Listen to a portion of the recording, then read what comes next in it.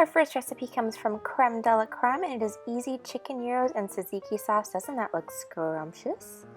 And just as a reminder, guys, I will have this recipe linked down below in the description box. Okay, and here's all the ingredients we're going to need. As you can see, I have 2 big chicken breasts here, a red onion.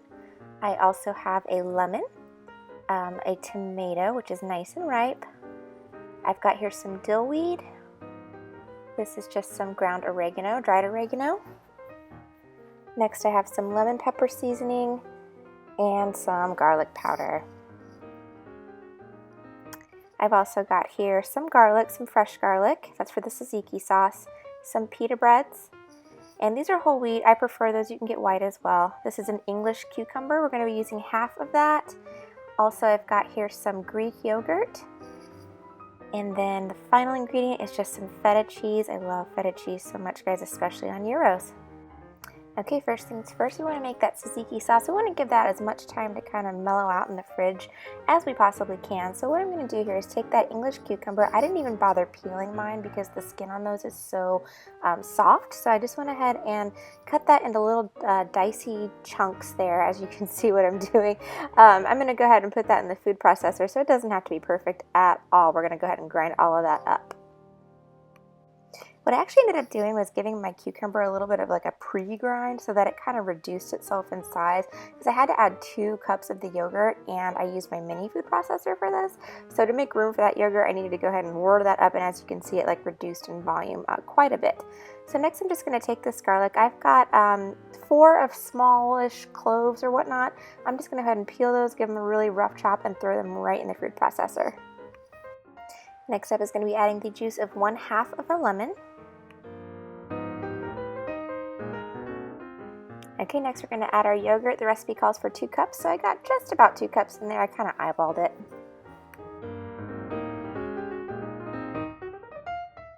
Final step, just going to be adding some salt and pepper to this, and then we're going to be ready to blend it all together.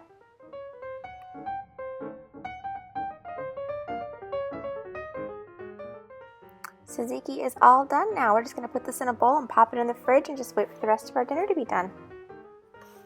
Okay, moving on to our chicken breast. I went ahead and took those 2 breasts that I had earlier and cut them in half lengthwise. And now I'm just going to coat them with some saran wrap and take something and pound them out and make them just a little bit flatter than they already are. I promise you guys, I really do own a meat mallet. I couldn't find it because of the move probably. I have no idea where it is. Anyway, the soup can worked just great. Alright, now it's time to cut our chicken. I just cut it into pretty thin strips, so you can probably see the size that I'm doing there, and I will show you guys in just one moment. Something along those lines will work just fine. So I just did all the breasts that way, and next we're going to be sauteing them. I'm going to start by adding a little bit of olive oil to my pan over medium-high heat. Next I'm just going to add the chicken. And now I'm just going to spice everything up with those spices that I showed you earlier. Again, guys, if you are looking for the original measurements, everything will be listed on the blog post, which will be linked down below. Alright, now that it's all spiced up, I am just going to throw a piece of tin foil over it so it doesn't splatter, and just saute that until it's nice and golden brown.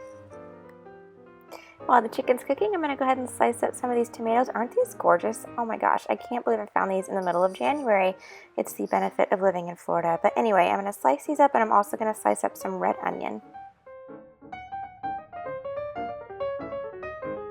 Okay guys, our gyros are done. So what I've done here is taken one of my pita breads and just loaded up with some of that really yummy seasoned chicken that we made.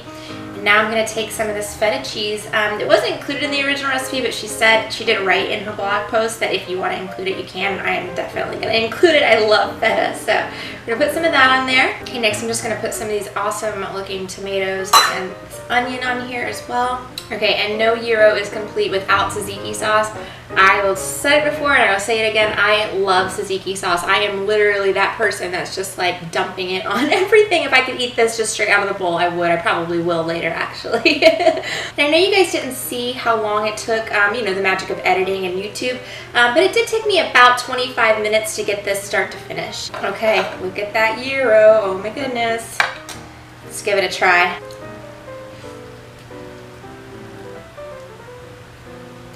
This is awesome. What makes this recipe so amazing is that you can make it so quickly. I have a recipe for gyros that I always make, and I have to prepare the tzatziki sauce about 24 hours in advance and marinate the chicken and everything else.